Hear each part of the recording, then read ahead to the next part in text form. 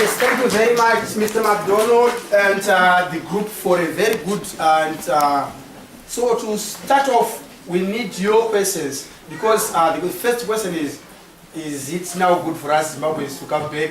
You have just heard from them saying it's not yet right because of the things. And the first thank you is whatever you did was not in vain. You've seen the books.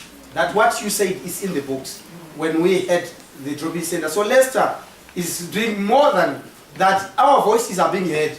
The COPAC that he's talking about, we did so much thing, recommendations to the COPAC as well through the Zimbabwe Consultation leaders. And we are here to say thank you very much for the very good speeches. And we are asking for questions because you can smell the salsa and everything. Yes, the first question. And if you can say who you are and if it is directed to somebody, please feel free. My name is Lana. I just wanted to find out, the whole citizenship thing, is it something that we're going to definitely hear in the end, or is it just going to float until the Constitution is done and we still don't get to have dual citizenship? The first question, dual citizenship and the Constitution. And again, the Constitution, if the election is going to go ahead without the Constitution as well, we need to incorporate such things as well. Another question?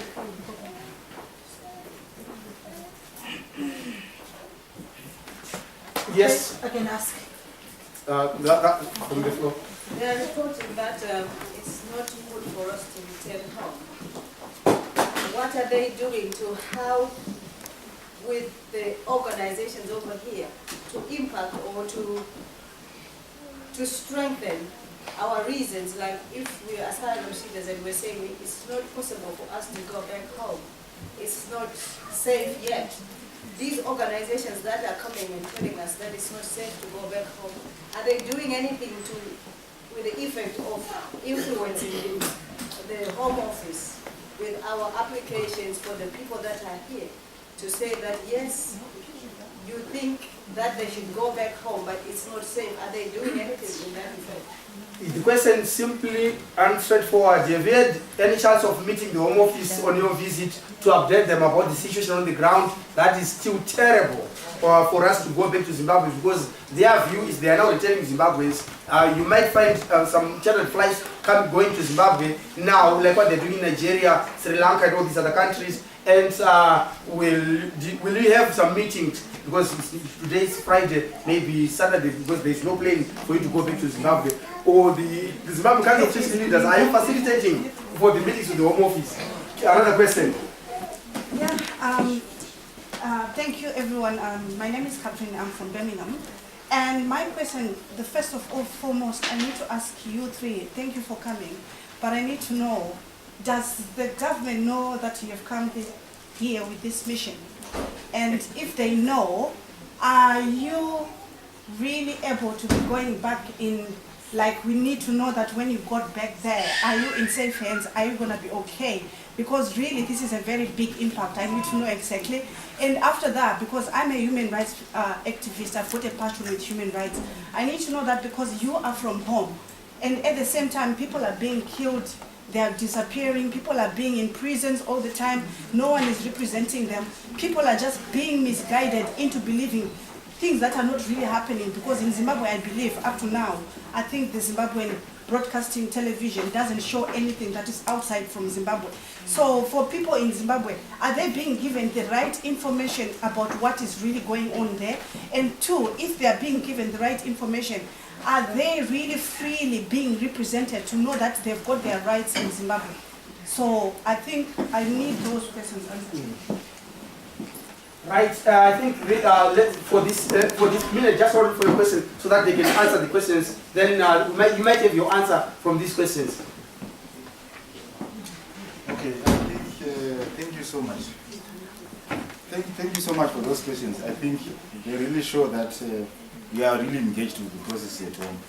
And I will speak to the issues around what we are going to do or what we are doing to impact on the foreign news or on the British government.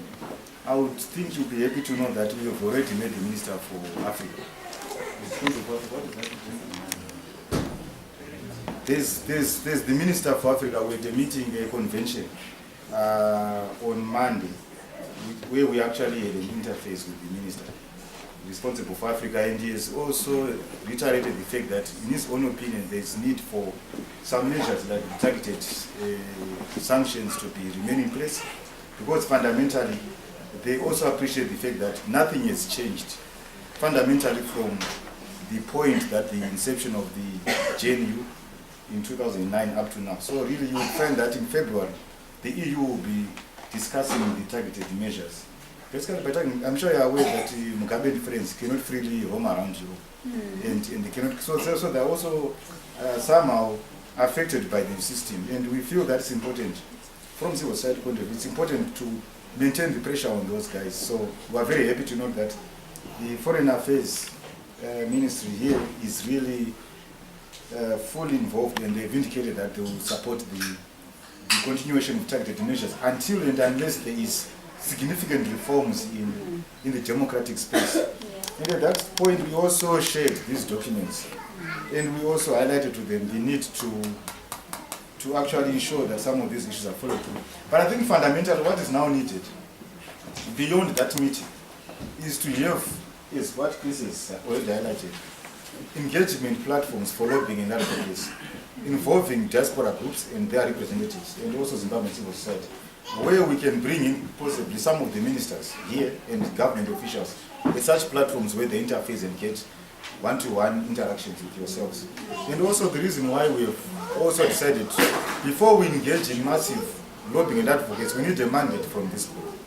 We need to have proper mandate and authorization that yes, we are endorsing the content. Yes, these are issues of significance to us, and indeed you can proceed and do a lobbying, create lobbying platforms at home, and push for legislative and institutional reforms. But already we've been doing a lot of work around that.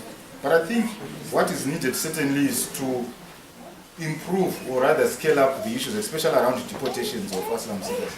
Because indeed it is not the right time for the British government to start considering that. It would be extremely unfortunate if they are to consider that when in the first instance they are renewing the targeted measures because of non-compliance with democracy, because they also realize that there has been no movement. So for us, if there's been no movement politically, why should there be movement of people from Europe to Zimbabwe? So there's no rationale.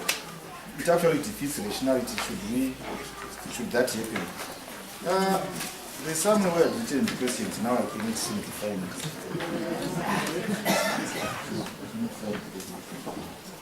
Okay, yeah, I found the questions. There's the issue of our security. Macdonald will touch on that, and also on citizenship. And basically, I think those are the two issues. Our issue of security and the issue of citizenship.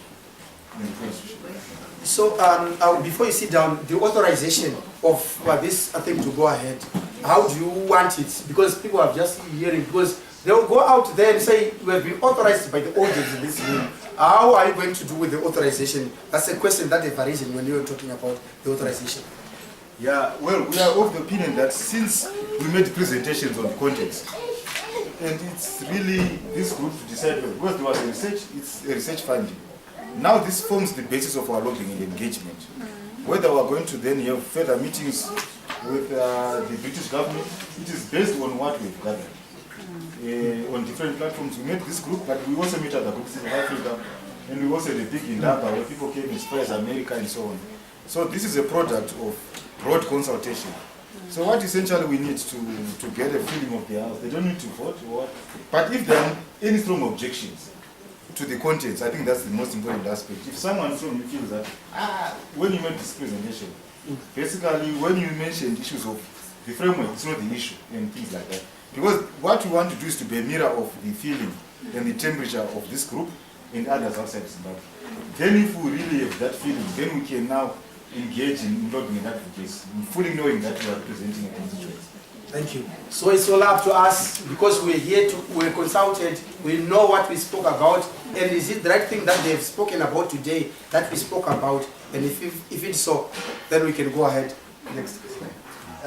Before Macdonald comes on, let me highlight that it is important for you to go through this book and identify gaps that we omitted, or if you have got other additional issues, you can highlight that.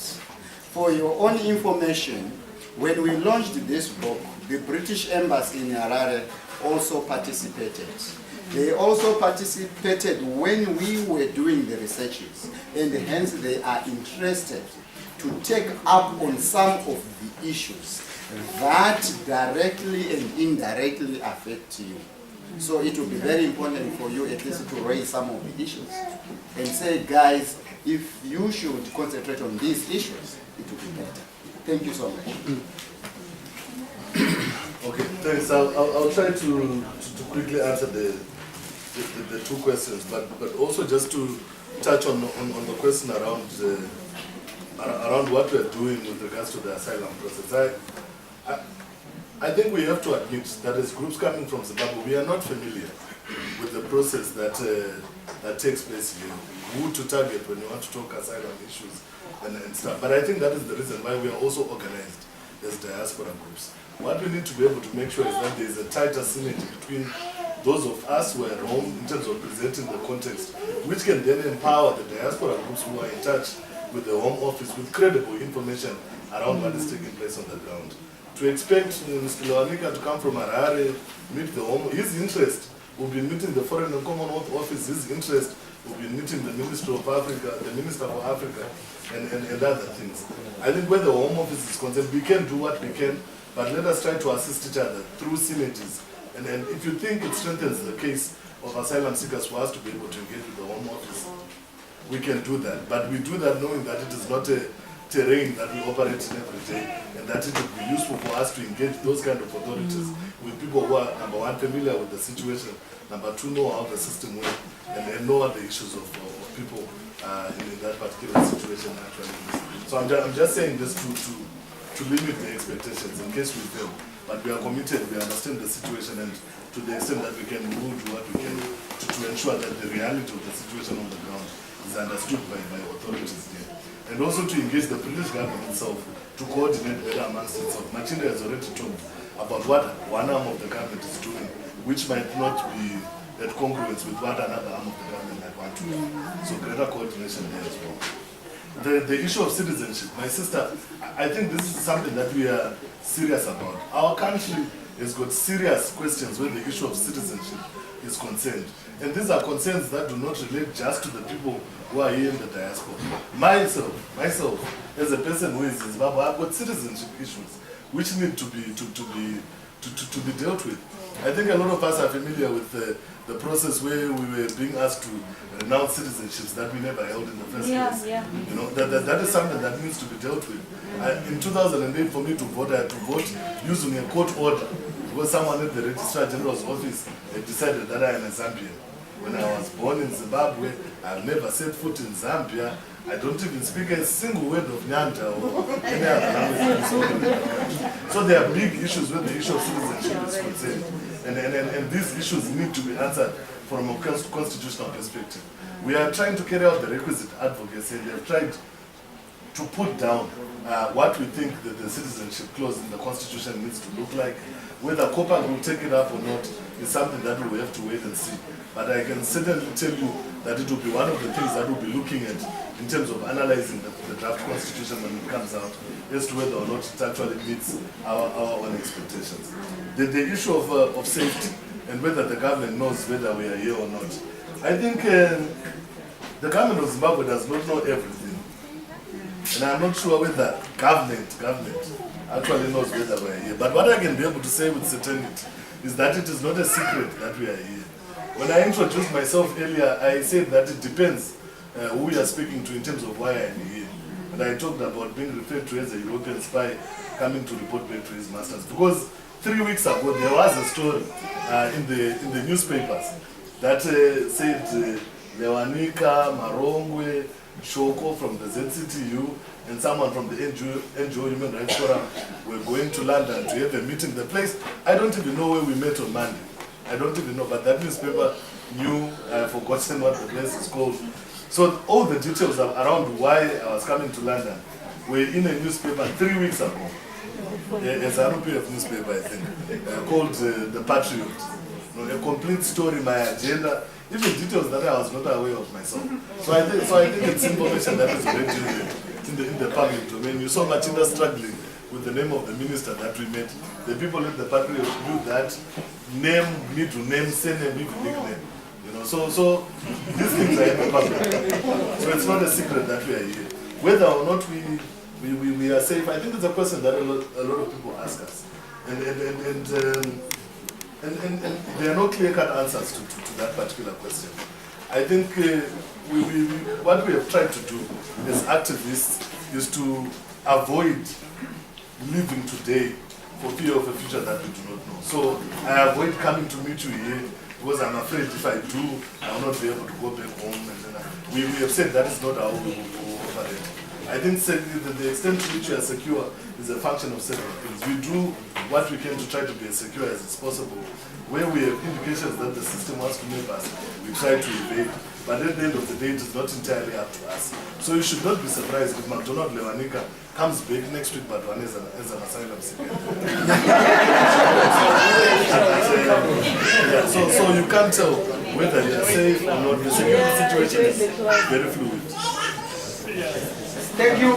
So you just said from him that it's not all about this, but it's about the passion of your country and what you think is the best for the people. And again, you have just heard from them that it's about how we work or we coordinate, and we are still asking them, because of the fact-finding mission in Zimbabwe, the Home Office is an evil instrument, right? They are saying new civil societies in Zimbabwe have said A, B, C, D, and they've got the names and they've read this. And we are saying you represent 100 or over civil society in Zimbabwe. Can you please coordinate your speeches when you go back to Zimbabwe, so that whenever the Home Office comes to Zimbabwe, you need to coordinate and let them know, you have a coordinated approach, because your approach as civil society in Zimbabwe is tarnished Matabele North, Matabele South. She is in serious danger with the Home Office, my friend here. And I for you from Harare, I am in serious danger again, because that's what they are talking about, Harare and Matabele. True.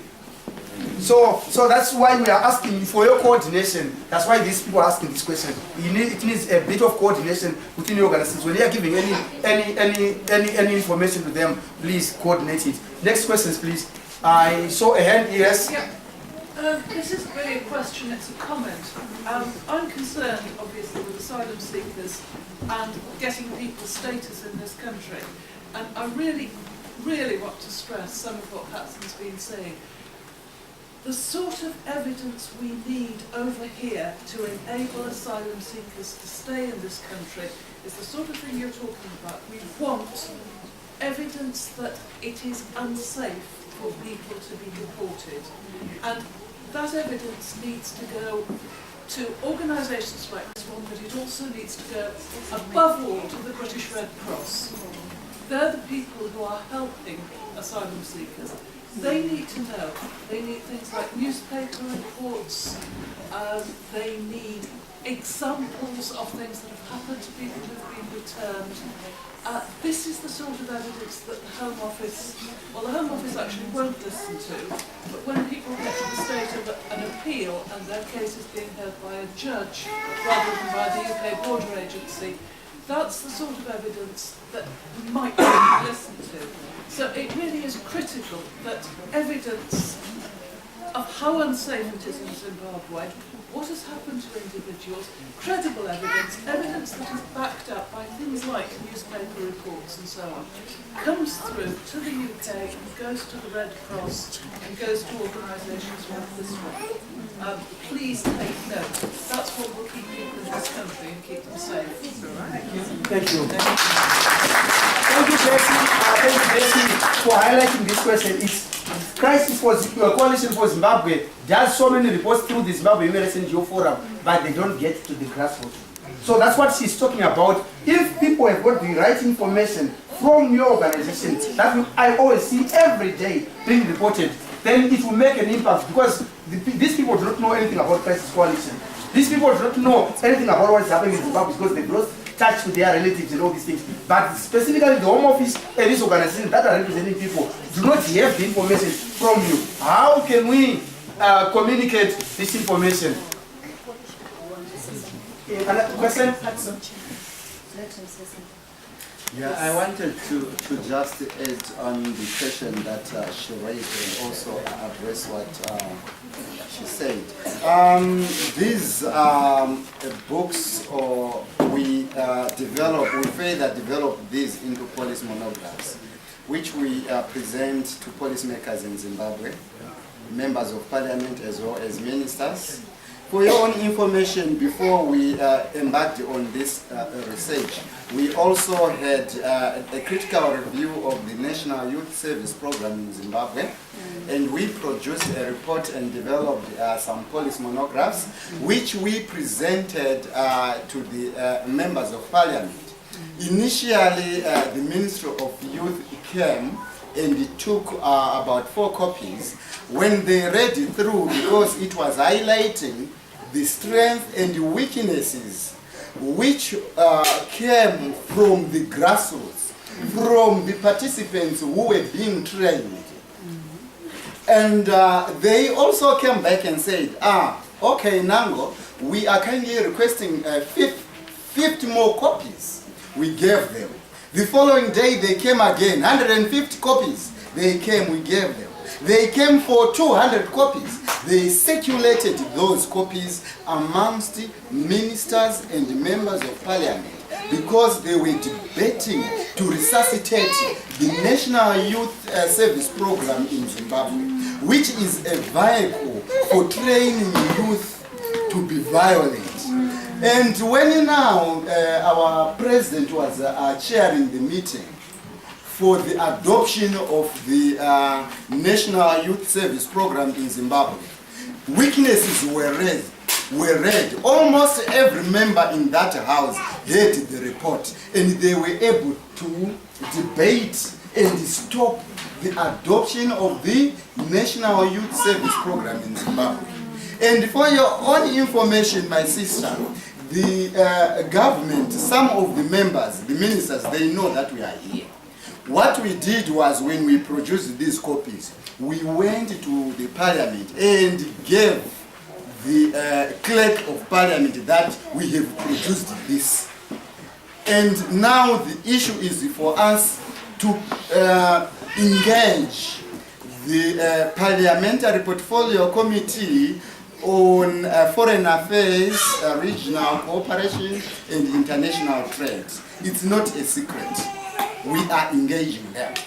As for the issue that was raised from our colleague there, evidence is very important, as you said, not only to the British Home Affairs Office, but also even with us as a civil society, and you as the Diaspora Association, for you to be able to critically debate with the people who are responsible of sending people back home. If you say, guys, this report clearly says Zimbabwe is not yet conducive for us to go back, why do you want us to send it back home?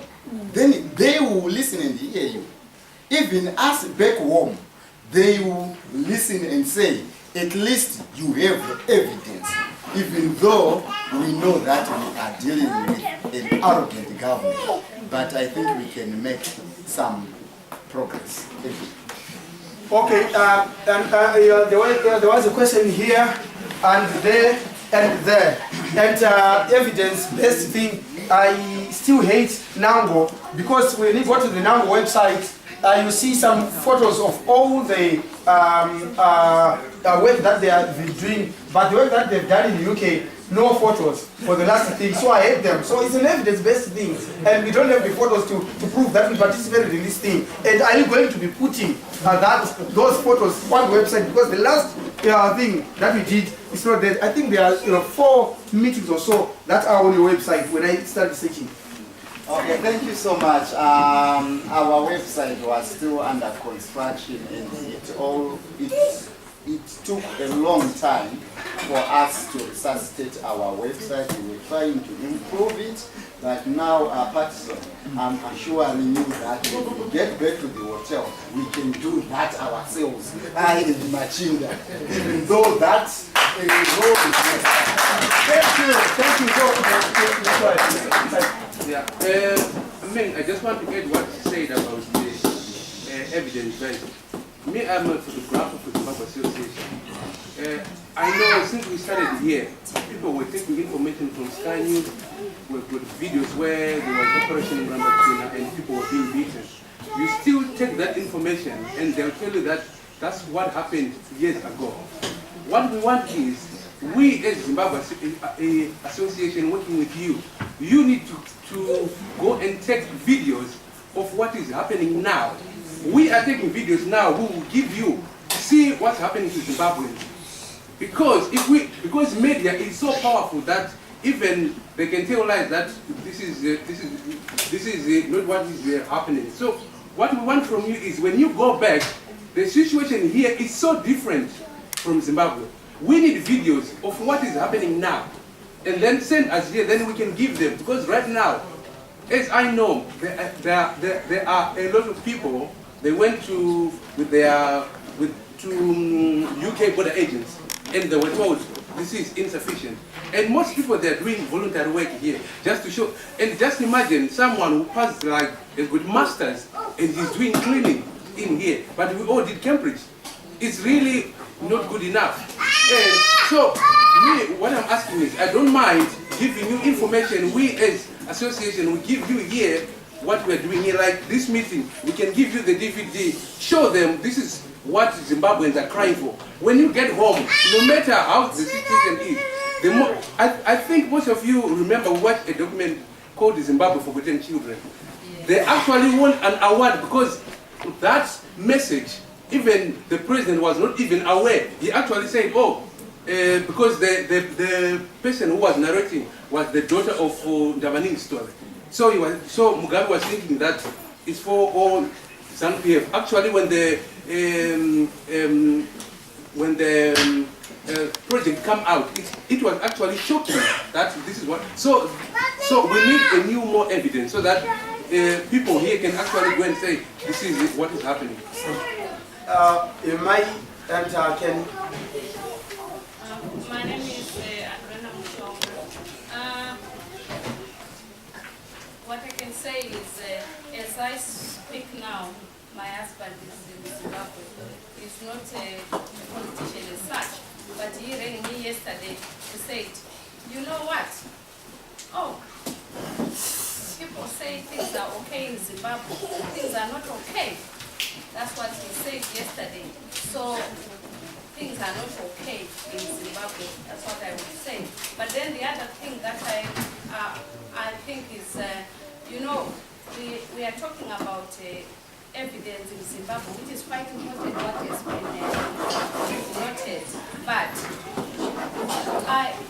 I want to think in other ways that why can't people pursue this issue of people have been here for a long time.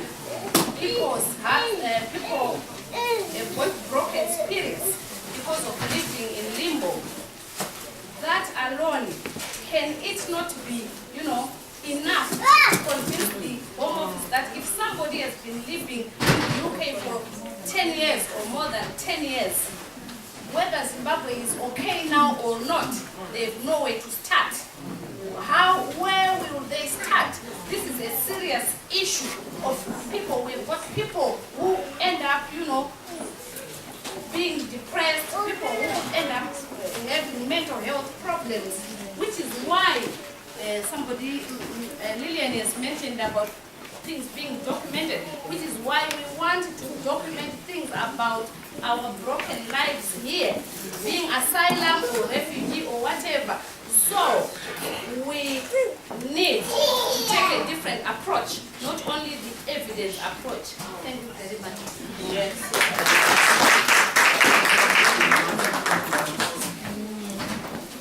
Right, Mr. Momo, we're waiting for you. Thank you. My question relates to the Constitution. It appears everything is now based on the successful completion of an acceptable Constitution. How confident are you that come next year or end of this year, whichever, we'll have a Constitution? Because given the dysfunctional nature of the political system of government, are we going to have a Constitution in place which will open up avenues for other things to take place? Yes, you can go for these questions. Quickly, we need to, not to comment, but to give some few questions. Okay, go ahead. All right, thanks. The issue of evidence from home, I think it's a fair point, and as a challenge it would have to be taken. But my brother, I want you to understand that holding that camera when something is happening is in itself a danger, and it is something that might not actually be able to happen.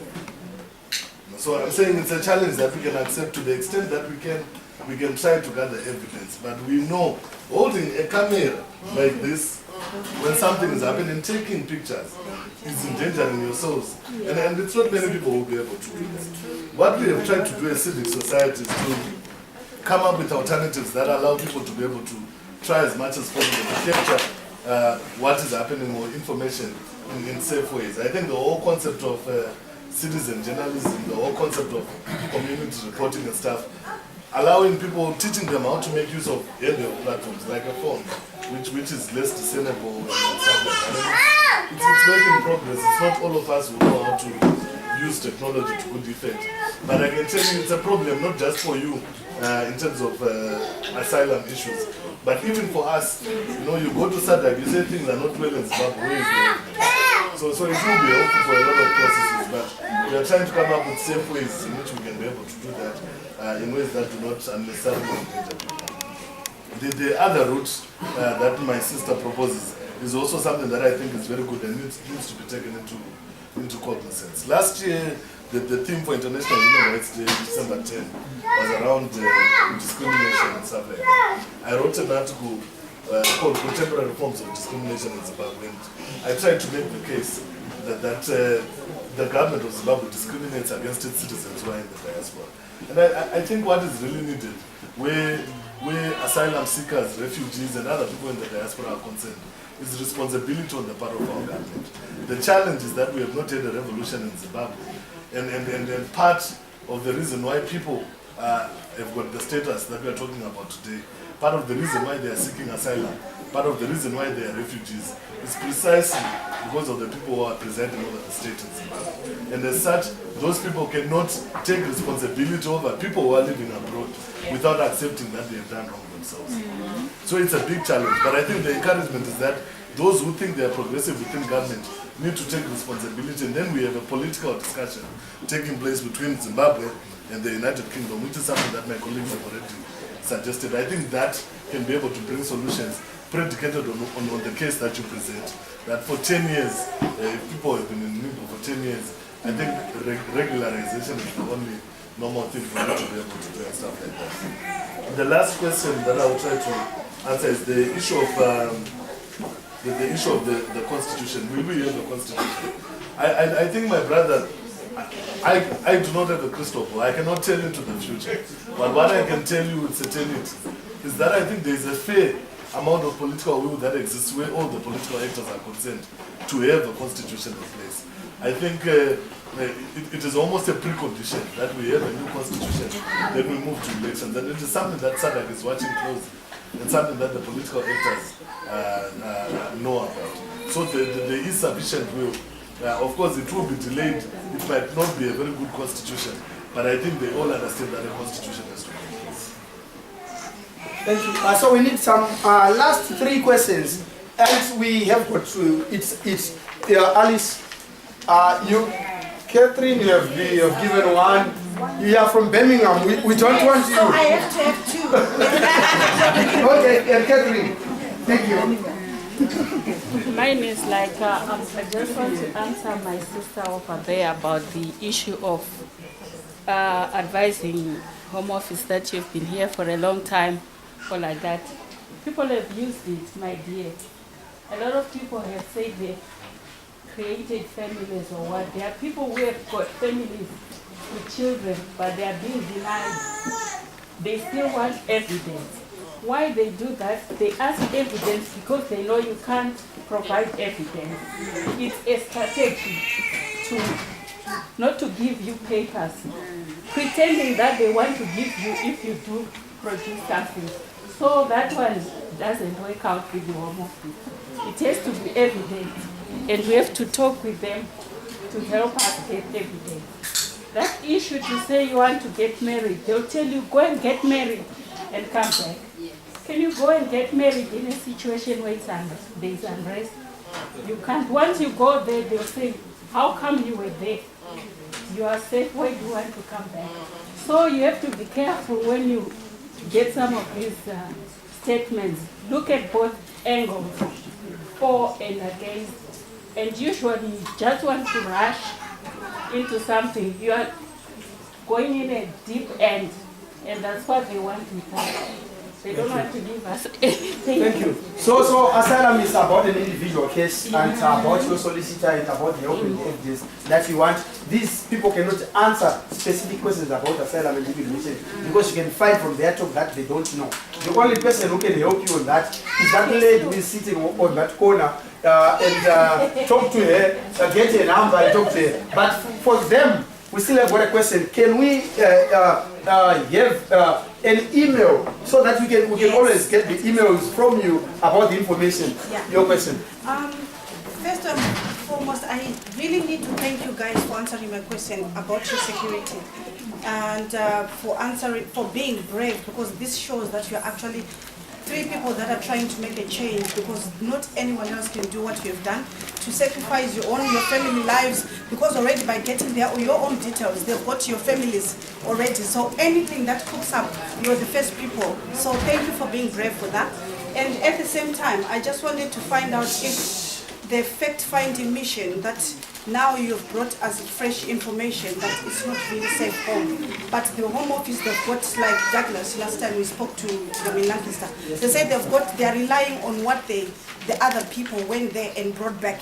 So how are we going to turn around to make them, refresh whatever information that they have, so that not all the people getting all the same information being denied, referring to the same question. So we need to encourage, how is there a way that we can talk to the Home Office to keep updating and to take what we have discussed here on board, so that it's tangible and someone can really actually get something from that, and they can actually know that, believe you guys, we are from there, and this is coming from the horse's mouth.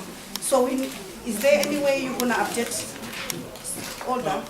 So, my question is almost linked to this. To an ordinary Zimbabwean who is here, you are actually dealing with two bullies, one on the other side and one on the other side. The British government wants to get rid of you, and the Zimbabwean government wants to kill you.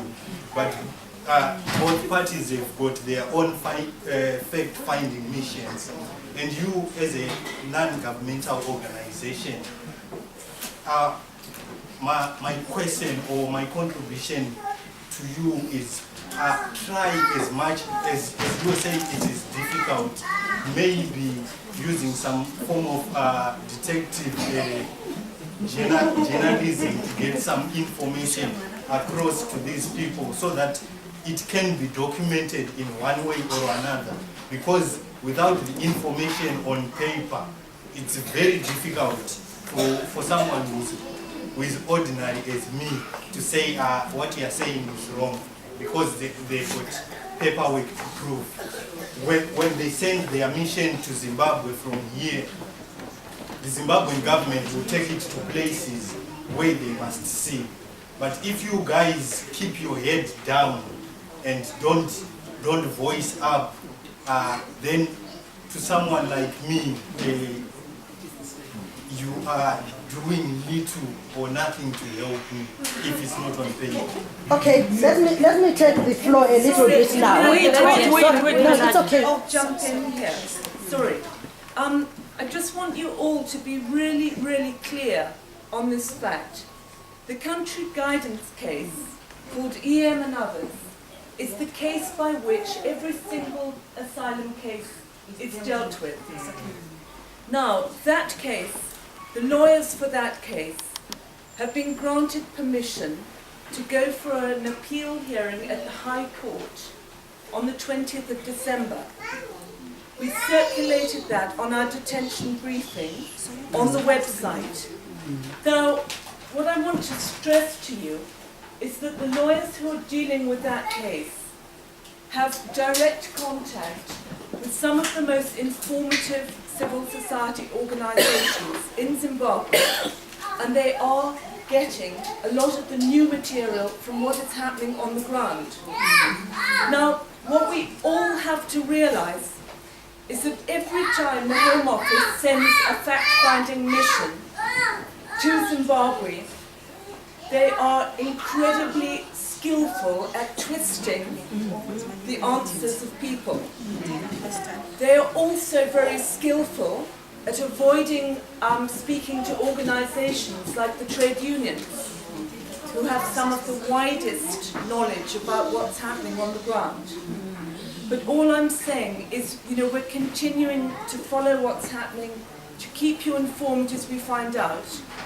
At the moment, really small numbers of people have been removed, and quite a lot have gone voluntarily. So we have to weigh all these things up. But it's really important, if you know of people going back, either voluntarily or forcibly, to please keep us informed.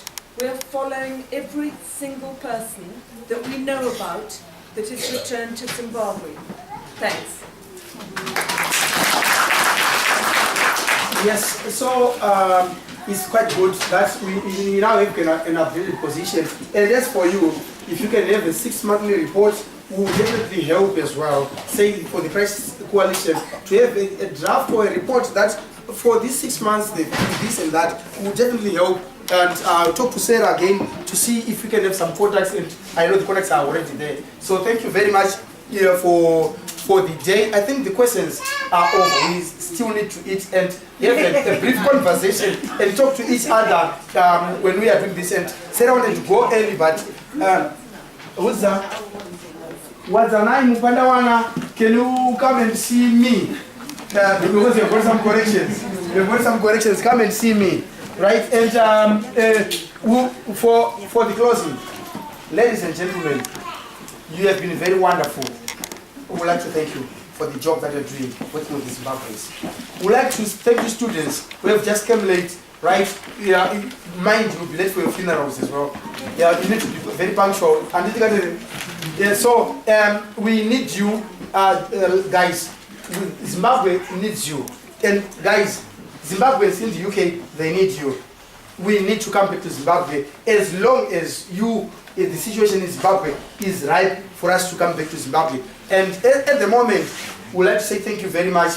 Your views have been heard. Can I ask one last question?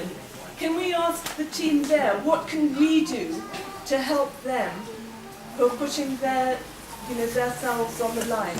We need to be able to do things to help you. Hey. What can we do? Because you've just put yourselves. Yeah, now I think I understand why Sarah was there at the beginning, the Zimbabwe Association as well. She looks out further.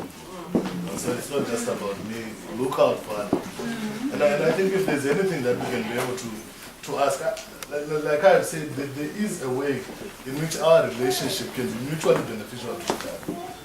So if something is happening in Zimbabwe, I work in the field of democracy, governance, and human rights. There are a lot of abuses that take place there. When we came, we were lamenting the fact that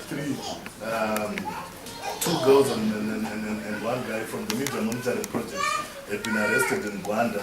The magistrate had granted them bail. Then Section 121 was involved.